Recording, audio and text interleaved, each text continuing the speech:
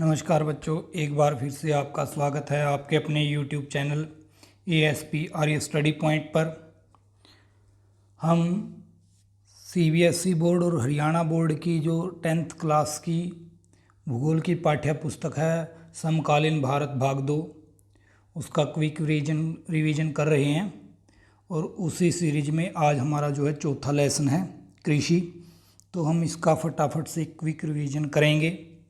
अगर आप इस चैनल पर नए आए हैं तो प्लीज़ चैनल को सब्सक्राइब कर लें और साथ में बेल आइकन वाला बटन दबा लें और वीडियो को ज़्यादा से ज़्यादा लाइक और शेयर करें और कमेंट सेक्शन में लिख करके बताएं कि ये जो क्विक रिवीजन वीडियो हैं ये आपको कैसी लगती हैं, क्या इनसे आपको कोई हेल्प हो रही है। तो आइए शुरू करते हैं आज का वीडियो। अध्याय 4 कृषि।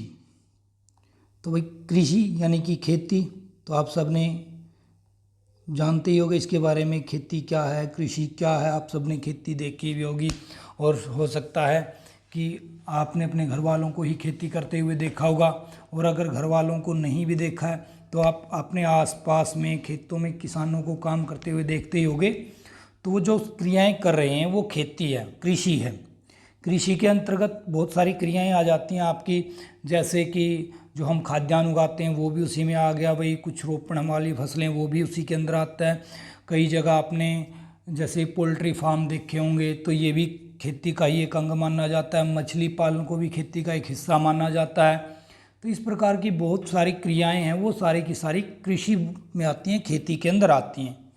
तो भारत, क्या आप सबको पता है भारत कृषि प्रधान देश है। तो भारत कृषि प्रधान देश है और लगभग 2/3 जो जनसंख्या है हमारी भारत की वो कृषि पर निर्भर है। यानी कि लगभग आप कह सकते हो 60 से 70% लोग जो हैं वो कहीं ना कहीं खेती पर निर्भर करते हैं। चाहे वो खुद खेती कर रहे हैं या खेती के कार्यों में हेल्प करवा रहे हैं, मजदूरी के तौर पे काम कर रहे हैं, या जैसे आपने मंडी के अंदर मजदूर देखे होंगे तो वो भी कहीं ना कहीं खेती के ऊपर ही निर्भर कर रहे हैं, क्योंकि खेतों से फसलें मंडी में जाती है तो वहाँ उन लोगों को रोजगार मिलता है। तो कम से कम 60 से 70% जो जनसंख्या है हमारी वो कहीं ना कहीं खेती से डायरेक्ट या इनडायरेक्ट रूप से जुड़ी हुई है, उसके ऊपर निर्भर है।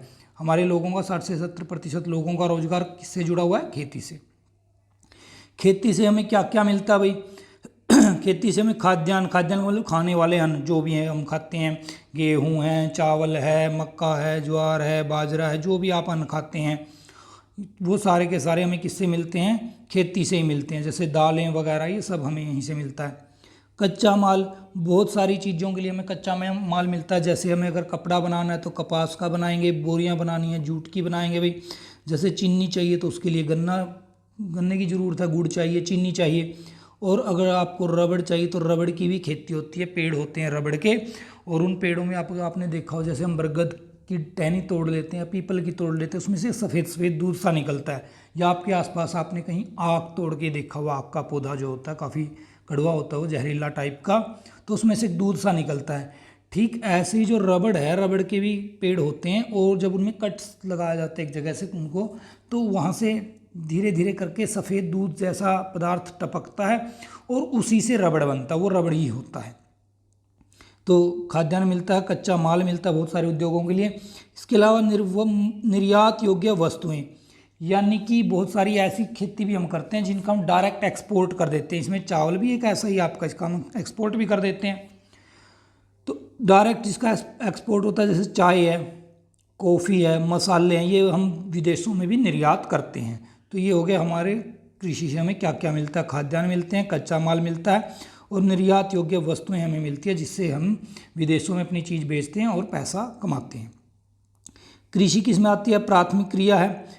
अगर आपने अर्थशास्त्र वाली बुक पढ़ी है, उसमें आपका सेकंड लेसन है भारतीय अर्थव्यवस्था के क्षेत्रक, तो उसमें प्राथमिक, द्वितीयक, तृतीयक क्षेत्रक हैं। तो उसमें जो कृषि है वो किस में आता है? आपका प्राथमिक क्रिया या प्राथमिक क्षेत्रक में आता है। और ये हमारे जीवन व उद्योगों का आधार है। हमारे जो उद्योग हैं, जीवन है, वो सारा का सारा कहीं ना कहीं खेती पर निर्भर करता है। अब देख लेते हैं, ये तो होगी बात कृषि की। कृषि है क्या, हमें खेती बाड़ी से मिलता क्या क्या है। अब देखते हैं भाई खेती के प्रकार। तो खेती के कितने प्रकार हैं भारत में? कृषि के कौन कौन से प्रकार हैं? देखिए, एक तो आपका प्रारंभिक जीविका निर्वाह कृषि। प्रारंभिक जीविका निर्वाह का मतलब है एक ऐसी खेती जिसमें हम केवल अपने खुद के जीवन यापन के लिए, कि हमें हमारी फैमिली उसको भरपेट अनाज मिल जाए, खाने पीने की चीज़ें मिल जाएं, केवल वहीं तक, या अपने आस पड़ोस में थोड़ा बहुत, तो उस तक होती है प्रारंभिक जीविका निर्वाह कृषि। इसकी विशेषताएं क्या है? ये भूमि के छोटे टुकड़ों पे की जाती है, ज़्यादा बड़ी भूमि पे नहीं, छोटे छोटे, जिसके बाद थोड़ी थोड़ी ज़मीन है, वो प्रारंभिक जीविका निर्वाह खेती करते हैं। और ये आदि औजारों से की जाती है, जिसमें लकड़ी का हल है, डाऊ है, खुदाई की छड़ी है, इन चीज़ों का प्रयोग किया जाता है, जो हमारे देसी परंपरागत औजार है। कर्तन दहन प्रणाली, तो जो हम कर्तन दहन प्रणाली से खेती करते हैं, जिसको झूम खेती बोलते हैं। कर्तन माने काटना और दहन माने जलाना, यानी पेड़ को काटा और उनको फिर वहाँ से जला दिया, उस जगह को साफ किया, उस पर हमने खेती की, तो इस खेती को बोलते हैं हम कर्तन दहन प्रणाली खेती या फिर झूम खेती। तो ये ज़्यादातर आपको जंगली इलाकों में आदिवासियों के द्वारा ये खेती ज़्यादातर की जाती है। उर्वरता कम होने पर भूमि बदल दी जाती है, तो ऐसी खेती में जो ये आपकी झूम खेती है, इसके अंदर या कहीं प्रारंभिक जीविका निर्वाह कृषि में उर्वरता जब भूमि की कम होगी तो हम ज़मीन बदल देते हैं, दूसरी जगह जाके खेती करते हैं। एक और विशेषता इसकी कि इसके अंदर जो उत्पादन है वो कम होता है, उत्पादकता इसके अंदर कम रहती है। ये भारत के कई राज्यों में की जाती है और उसको अलग अलग नामों से जाना जाता है। जैसे इस जो आपकी कर्तन दहन प्रणाली है, झूम खेती है, इसको अलग अलग नामों से जाना जाता है। जैसे पूर्वोत्तर राज्य आपके असम, अरुणाचल प्रदेश, मेघालय, मिजोरम, मणिपुर, इधर इन राज्यों को हम बोलते हैं पूर्वोत्तर राज्य, तो यहाँ इसको जाना जाता है झूम नाम से। आंध्र प्रदेश के अंदर इसका क्या नाम है? पोड्डू। आपका बस्तर के अंदर, झारखंड के अंदर बस्तर जगह, वहाँ इसको बोला जाता है दीपा। पश्चिमी घाट, ये जो आपका इधर का एरिया आ गया, केरल का, कर्नाटक का, महाराष्ट्र का, गोवा वाला ये जो समुद्री तट है, इसको पश्चिमी घाट बोलते हैं, तो वहाँ इसको बोला जाता है कुमारी। राजस्थान में इसका नाम है वालरे या फिर वाल्टरे। और कई एरिया के अंदर इसको दहिया भी कहा जाता है, कुरुआ भी कहा जाता है, खिल, इस प्रकार के इसके कई सारे नाम हैं। तो ये थी आपकी आरंभिक जीविका निर्वाह कृषि। दूसरा प्रकार है कृषि का गहन जीविका कृषि। गहन जीविका कृषि वो निर्वाह से सबसे हमें समझ में आ रहा था कि उसमें क्या कर रहे हैं हम, केवल अपना बेसिक निर्वाह कर रहे हैं, जिससे हमारे परिवार का पेट पल जाए, भाई उतनी सी खेती करनी है। गहन जीविका निर्वाह का मतलब है कि हमारे पास ज़मीन का छोटा टुकड़ा है और वो स्थायी है, उसी पे हमने खेती करनी है, लेकिन उसमें हमें उत्पादन ज़्यादा लेना, उसमें हम उत्पादन कम ले रहे थे, इसके अंदर हम उत्पादन ज़्यादा लेंगे, तो इसीलिए इसका नाम क्या है? गहन जीविका निर्वाह कृषि। कर तो हम ये भी जीविका के लिए कर रहे हैं, लेकिन इसमें हमारे पास ज़मीन का टुकड़ा बहुत छोटा है और जो उस पर निर्भर लोग हैं वो ज़्यादा हैं, तो इसलिए हमें इसी से उत्पादन लेना है और इसी से हमें अपना खाने पीने का भी काम चलाना है, और जो दूसरी क्रियाएं हैं भाई थोड़ा बहुत उसको बेच के अपने परिवार के जो खर्च हैं वो भी हमें उसी से पूरे करने हैं, तो इसको बोलते हैं गहन जीविका निर्वाह कृषि। इसमें हम उत्पादन को थोड़ा बहुत बेच भी देते हैं। अधिक जनसंख्या वाले क्षेत्रों में होती है, इसकी विशेषताएं हैं। एक तो ये ज़्यादा जनसंख्या वहाँ की जाती है। अधिक श्रम व खाद सिंचाई का प्रयोग, इसके अंदर बहुत ज़्यादा मेहनत की जाती है और खाद सिंचाई वगैरह का प्रयोग किया जाता है, जिससे उत्पादन क्या है, उत्पादन हम बढ़ा लेते हैं, उत्पादन हमारा इसके अंदर बढ़ जाता है भाई। इसके बाद भूमि छोटी और खंडित होती है पीढ़ी दर पीढ़ी बंटने के कारण। भाई जैसे एक किसी के 2 बेटे हैं, तो अगर 5 एकड़ ज़मीन थी उसके पास तो 2.5 आ गई, आगे फिर उनके शायद 2-2 हो जाएं तो भी और घट गई, उस 2.5 में से भी आधा आ गया, फिर आगे इस प्रकार से इसमें खेत जो है छोटा हो जाता है। लक्ष्य इसमें क्या होता है कि भूमि हमारी कम होती है, लेकिन उत्पादन हमें क्या करना है? ज़्यादा लेना है, अधिक उत्पादन हमें इससे लेना है, ये हमारा लक्ष्य है। तो ये इसकी कुछ विशेषताएं होगी गहन जीविका निर्वाह कृषि की। इसके बाद तीसरा टाइप आपका वाणिज्यिक कृषि। वाणिज्यिक नाम से स्पष्ट हो रहा है कि हम वाणिज्य के लिए नहीं, व्यापार के लिए जो खेती करते हैं, जिसमें हम उत्पादन लेते हैं और उसको बाजार में बेच देते हैं और उससे हमें इनकम होती है, हम पैसा कमाते हैं। तो इसमें क्या होता है, उद्देश्य क्या है इस खेती का? उद्देश्य तो इसका है कि बाजार के लिए हम उत्पादन करते हैं, यानी बाजार में बेचने के लिए। जैसे हरियाणा के अंदर हम चावल बहुत कम खाते हैं, लेकिन फिर भी लगभग पूरे हरियाणा में चावल की, धान की, जीरी की मतलब खेती की जाती है। तो उसका उद्देश्य क्या होता है कि भाई इसको हमें बेचना ही है। घर में तो हम शायद आप भी घरों में शायद पूरे साल भर में 1 कट्टा 1 बोरी 50-100 किलो के आसपास ही इतने ही जीरी लगती है, उसमें से फिर चावल देखो कितने कम होते हैं, लेकिन हम फिर भी उसका उत्पादन कर रहे हैं। क्यों? क्योंकि हम इसको वाणिज्यिक खेती के तौर पे ले रहे हैं।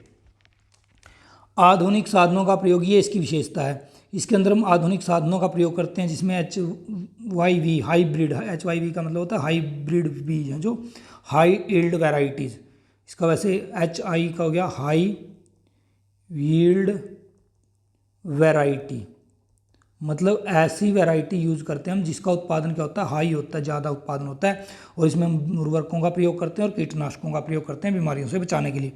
फसलें एक राज्य में वाणिज्यिक भी हो सकती हैं और दूसरे में जीविका फसल।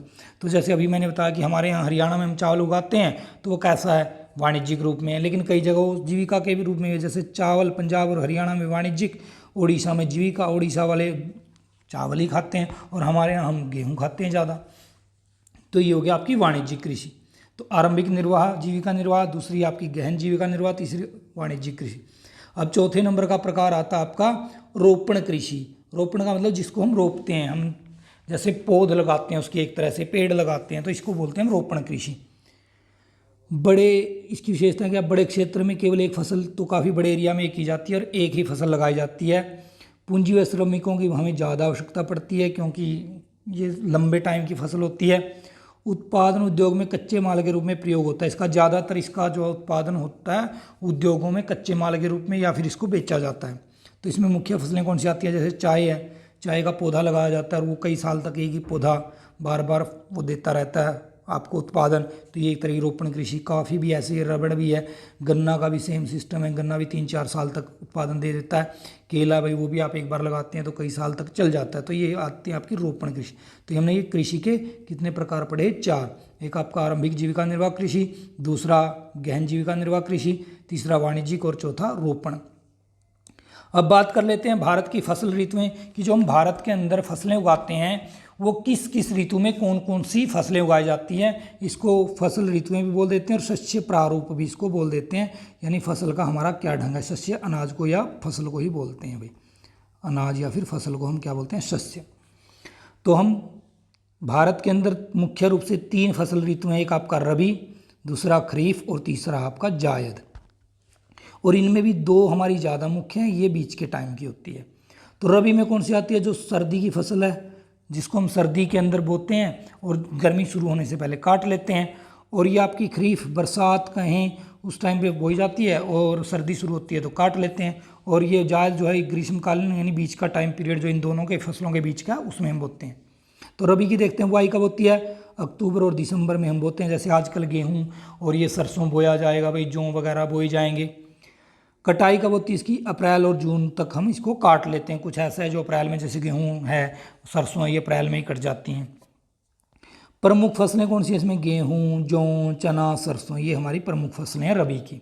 और रबी की फसलों का मुख्य एरिया कौन सा है, पंजाब है, हरियाणा, हिमाचल प्रदेश, जम्मू कश्मीर, उत्तराखंड और उत्तर प्रदेश। यहाँ पर रबी की फसल ज़्यादा बोई जाती है, सर्दियों में ये फसलें ज़्यादातर हम बोते हैं।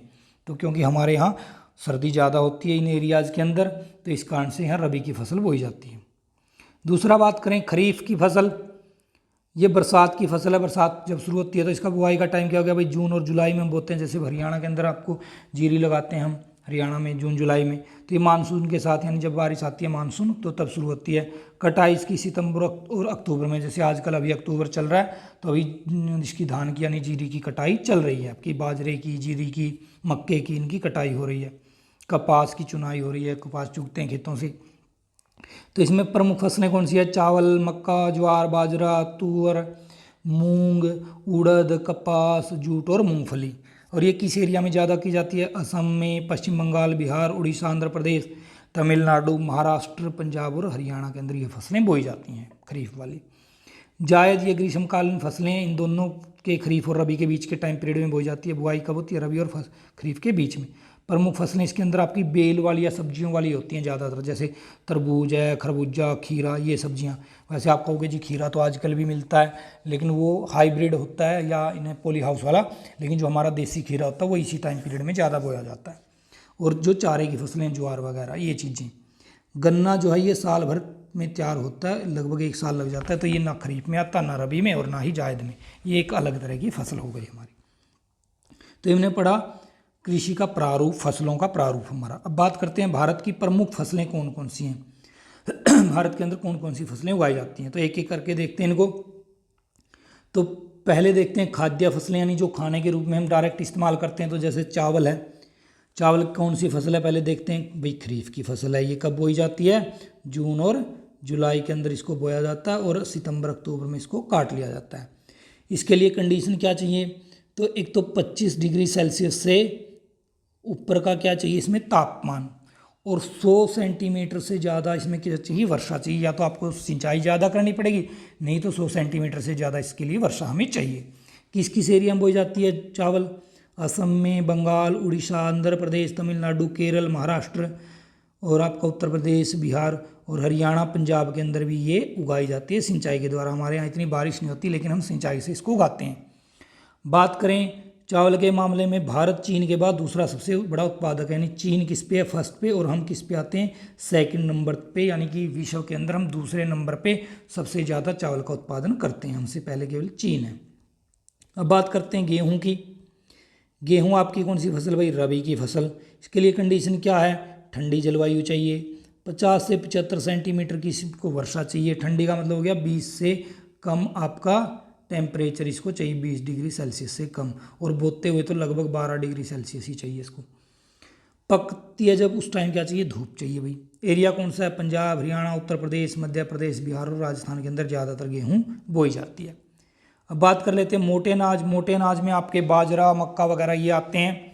तो इसमें जैसे ज्वार है वो कहाँ बोई जाती है, महाराष्ट्र, कर्नाटक, आंध्र प्रदेश और मध्य प्रदेश। हरियाणा में भी आपके रोहतक साइड में होती है भाई ज़्यादातर, जो ज्वार बोई जाती है ना वो बेचने के लिए या उस हिसाब से, तो वो रोहतक में होती है। बाजरा राजस्थान में भी, उत्तर प्रदेश में, हरियाणा में, गुजरात और महाराष्ट्र में। रागी कहाँ होती है भाई, कर्नाटक, हिमाचल प्रदेश, उत्तराखंड, सिक्किम, झारखंड में। और ये जो मोटे अनाज हैं इनमें पोषक तत्वों से भरपूर होते हैं, इसलिए हरियाणा, पंजाब में सर्दी के मौसम में ज़्यादातर बाजरा और मक्की की रोटी खाई जाती है भाई। तो ये आपके मोटे अनाज। तो मोटे अनाज में हमने देख लिया कि कौन कौन से है। अब बात करते हैं मक्का। मक्का खरीफ की फसल है और कभी कभी रबी में भी ये बोल दी जाती है। और एरिया कौन से इसके, कर्नाटक, मध्य प्रदेश, उत्तर प्रदेश, बिहार, आंध्र प्रदेश और तेलंगाना, ये इसके स्टेट हैं जहाँ ये उगाई जाती है। दालों की बात करें तो प्रमुख दाल कौन कौन सी है जो भारत में उगाई जाती है, अरहर की है, उड़द की, मूंग की, मसूर, चना और मटर। तो आप ये देखो भाई मटर किस में आता है, दाल में आता है भाई। तो मटर को ये मत समझ लेना कि मटर कोई अलग से सब्जी है, वो दाल के अंदर ही आती है।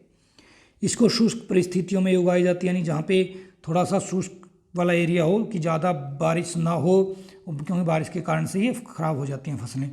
मिट्टी के अंदर ये नाइट्रोजन जोड़ती हैं, यानी फलीदार फसलें हैं ये, और ज़्यादातर ये मिट्टी के अंदर नाइट्रोजन की पूर्ति करती हैं। यानी इनको हमें क्या नहीं देने की ज़रूरत है, यूरिया। इनके अंदर यूरिया डालने की ज़रूरत नहीं है, बल्कि ये यूरिया खुद मिट्टी के अंदर दे देती हैं खुद से।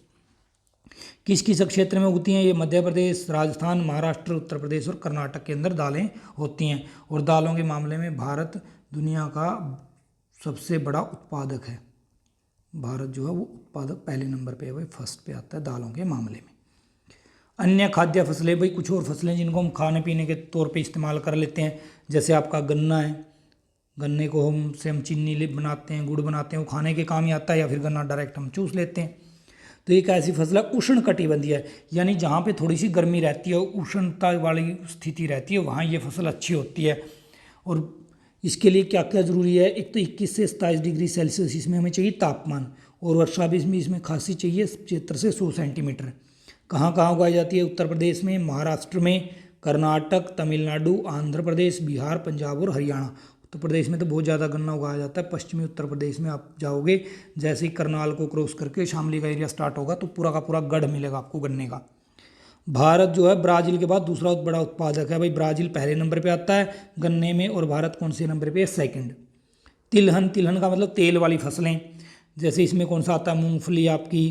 तो ये मुख्य रूप से गुजरात, राजस्थान और तमिलनाडु में। दूसरा सरसों है, सोयाबीन, सूरजमुखी, नारियल, तिल, अरंडी, अलसी, ये सारी की सारी तेल की फसलें हैं। तो तेलों का किस रूप में प्रयोग होता है, खाद्य तेल के रूप में। जैसे सरसों का तेल हम सब्जी वगैरह भी बनाते हैं, खा लेते हैं। और आपका भी जैसे नारियल का तेल, कई जगह साउथ में आप जाओगे नारियल के तेल का इस्तेमाल किया जाता है सब्जी वगैरह बनाने में। सूरजमुखी का तेल का भी पराठे वगैरह भी बनते हैं भाई, बहुत बढ़िया।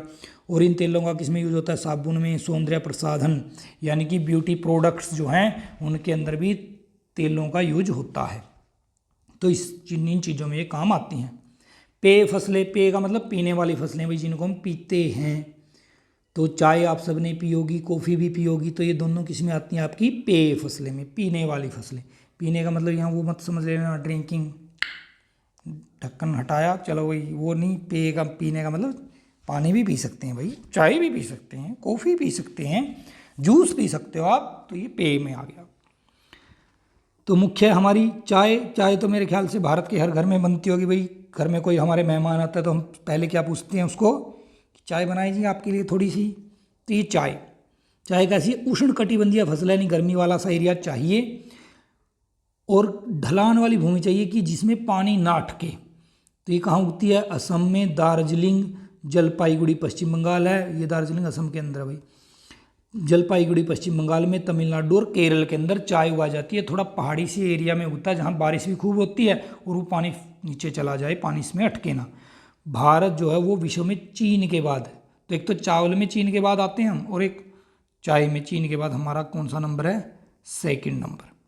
कॉफ़ी की बात करें, कॉफ़ी भाई बहुत सारे लोगों को कॉफ़ी के शौकीन होते हैं, लेकिन हमारे यहाँ कॉफ़ी को एक बढ़िया सा स्टैंडर्ड वाला वो समझा जाता है पे, और ये ज़्यादातर आपको विवाहों के तो उसमें मिलता है, विवाह के अंदर एक अलग से स्टॉल रखा जाता है कॉफ़ी का। और हमारे हरियाणा में तो ऐसा होता है, लोग भर भर के दे कॉफ़ी पे कॉफ़ी, दे कॉफ़ी पे कॉफ़ी, भाई आज तो कॉफ़ी फंस गई, आज तो इसको ना पूरे साल भर का कोटा एक ही दिन में पूरे कर लेंगे। ऐसे ऐसे लोग भी मैंने देखे हैं भाई शादियों में, आपने भी देखे होंगे और कई आप में से बच्चे ऐसा कर भी लेते होंगे। तो कमेंट सेक्शन में लिख करके ज़रूर बताना किस किस ने ये किया है। तो भाई कॉफ़ी के वहाँ बात करें, अरेबिका नाम की एक वैरायटी है, किस्म है, जो सबसे बढ़िया मानी जाती है और ये भारत के अंदर है। इसका एरिया कौन सा है, कर्नाटक, केरल, तमिलनाडु की नीलगिरी की पहाड़ियाँ, वहाँ पे ज़्यादातर कॉफ़ी होती है, साउथ साइड में ही हमारी कॉफ़ी उगाई जाती है। अब बात कर लेते हैं बागवानी फसलें। बागवानी का मतलब जो बाग के तौर पे, जिसमें आपके फलों का मामला भी आ गया, जितने भी आपके फल हैं वो सारे के सारे बागवानी में आते हैं। तो देखिए बागवानी में आम है, संतरा है, केला है, लीची है, अंगूर है, सेब है, और सब्जियां भी बागवानी के अंदर आती हैं भाई। तो आम कहाँ कहाँ उगाया जाए, उत्तर प्रदेश, आंध्र प्रदेश, महाराष्ट्र, पश्चिम बंगाल, और हमारे हरियाणा में भी पिंजौर जो है ना, वहाँ आम बहुत उगाए जाते हैं। और पिंजौर में तो आम मेला भी लगता है भाई, जहाँ पर आम की हज़ारों किस्में आती हैं उस मेले के अंदर। तो हमें हरियाणा को भी नहीं भूलना चाहिए, हरियाणा के पिंजौर में आम बहुत होते हैं। संतरे की बात करें तो नागपुर में आपने वो चीज़ भी खाई होगी ना, बच्चों ने छोटे छोटे वो पैकेट में आती है नागपुरी संतरा, तो वो इसी के कारण से उसका नाम नागपुर में संतरा सबसे ज़्यादा होता है, और मेघालय के अंदर संतरा होता है भाई।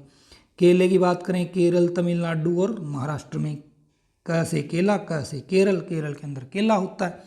लीची कहाँ होती है, बिहार और उत्तर प्रदेश में। अंगूर कहाँ होता है भाई, आंध्र प्रदेश और महाराष्ट्र में। सेब, नाशपाती, अखरोट, ये चीज़ें कहाँ हैं, हिमाचल प्रदेश और जम्मू कश्मीर, ठंडी जगह उगती हैं। सब्जियों में बात करें कौन कौन सी फसलें उगाते हैं, आलू, प्याज, फूलगोभी, टमाटर, बैंगन आदि, और बहुत सारी सब्जियां, जितनी भी आपने पेठा खाया, घिया खाया, तोरी खाई, वो सब चीज़ें इसी के अंदर आती हैं भाई। अब बात कर ले अखाद्य फसलें। अखाद्य का मतलब जिनको हम खाते नहीं हैं, ऐसी फसलें जो हम खा नहीं सकते लेकिन वो भी हमारे लिए ज़रूरी हैं, तो वो हैं आपकी अखाद्य फसलें। तो इसमें कौन कौन सी हैं, रबड़ और रेशेदार फसलें। रबड़ एक फसल है, तो ये भूमध्य रेखीय फसल है, यानी भूमध्य रेखा के आसपास ये ज़्यादा होती है, जहाँ टेम्परेचर बहुत हाई जाता है और वर्षा भी बहुत ज़्यादा होती है भूमध्य के पास। तो इसके लिए क्या कंडीशन, 200 सेंटीमीटर वर्षा। भाई हम हरियाणा में तो सोच भी नहीं सकते कि रबड़ का पेड़ उगाएगा, क्योंकि हमारे यहाँ तो बारिश ही कितनी होती है, 110 सेंटीमीटर होती है वार्षिक एवरेज।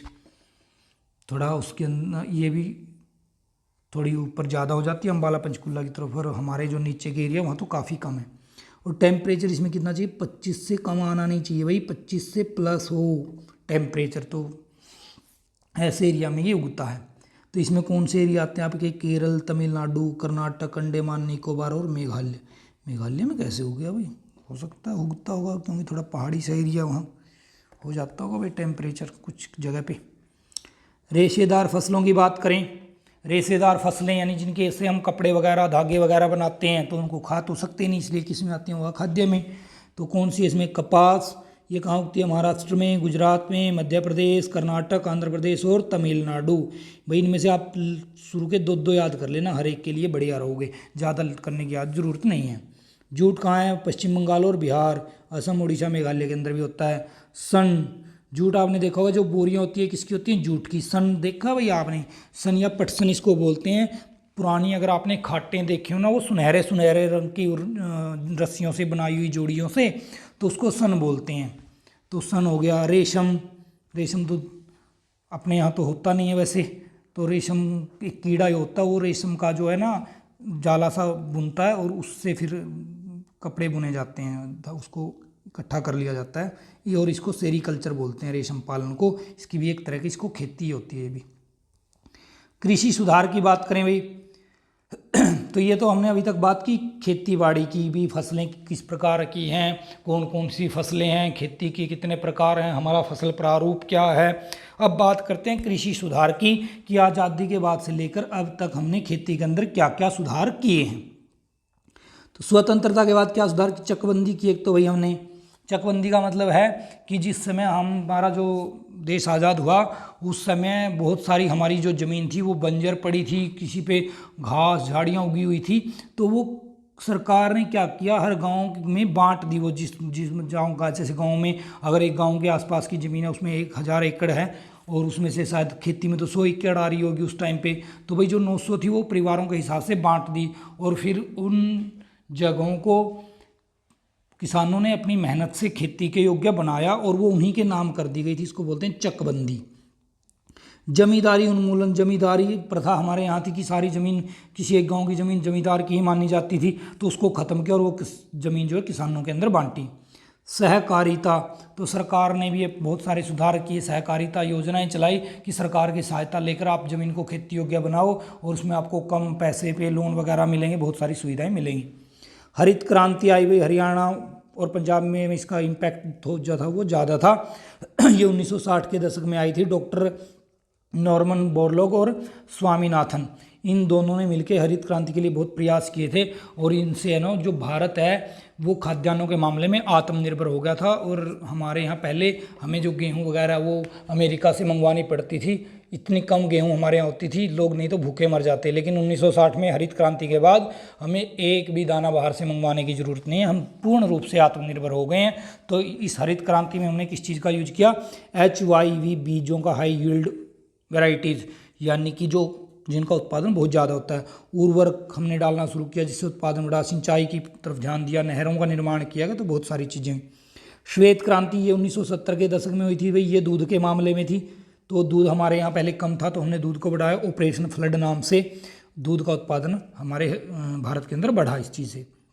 बीमा योजनाएं बहुत सारी चला रखी सरकार ने, जैसे फसलों का बीमा किया जाता है, अगर फसल खराब हो गई तो बीमा कंपनियां उसके लिए फिर भुगतान करेंगी। किसान क्रेडिट कार्ड चलाए हुए हैं कि किसान क्रेडिट ले सकता है और जितना की ज़रूरत है उसमें से खर्च करके और बाद में उसको बहुत ही कम ब्याज दर पे ही होते हैं और अपना वापस रीपे कर सकता है।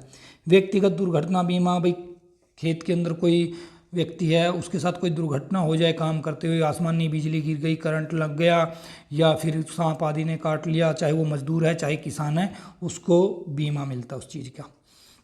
बैंक व सहकारी संस्थाओं से सस्ता ऋण, तो बैंक और सहकारी संस्थाएं स्थापित की गई सस्ता ऋण यानी कम ब्याज पर ऋण उपलब्ध करवाने के लिए, ताकि किसान है जो अच्छे से खेती कर पाएँ और उत्पादन बढ़ा सकें। MSP न्यूनतम समर्थन मूल्य ये दे रखा है कि किसकी घोषणा कर रखी है, बहुत सारी फसलों में हमें MSP मिलता है। तो MSP का मतलब क्या है, मिनिमम सपोर्ट प्राइस, न्यूनतम समर्थन मूल्य, यानी कि कम से कम इतने पैसे में तो आपकी फसल है जो खरीदनी पड़ेगी। इससे किसान को शोषण से बचाया जा सकता है इसके द्वारा।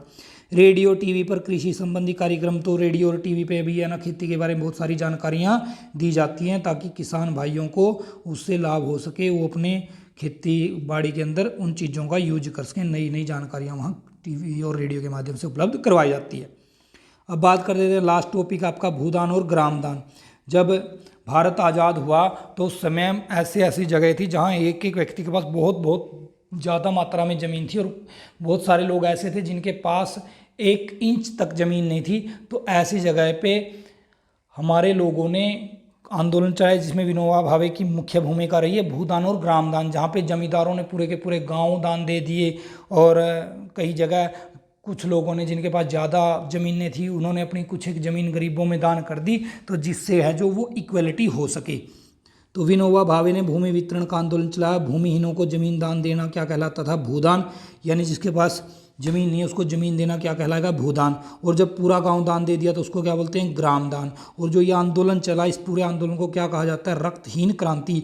ये क्रांति का मतलब होता है भाई बदलाव। तो ये एक तरह का समाज के अंदर बदलाव था कि हम जो थे इस चीज़ के लिए तैयार थे कि हमारे जो भाई बहन जिनके पास ज़मीनें नहीं है, जो गरीबी का जीवन जी रहे हैं, हमारे अपने ही लोगों ने जिनके पास बहुत ज़्यादा ज़मीनें थी या पूरे के पूरे गांव थे, उन्होंने उन लोगों को खेती करने के लिए वो फ्री ऑफ कॉस्ट दान में दे दिए और वो उन्हीं के नाम ज़मीनें हो गई।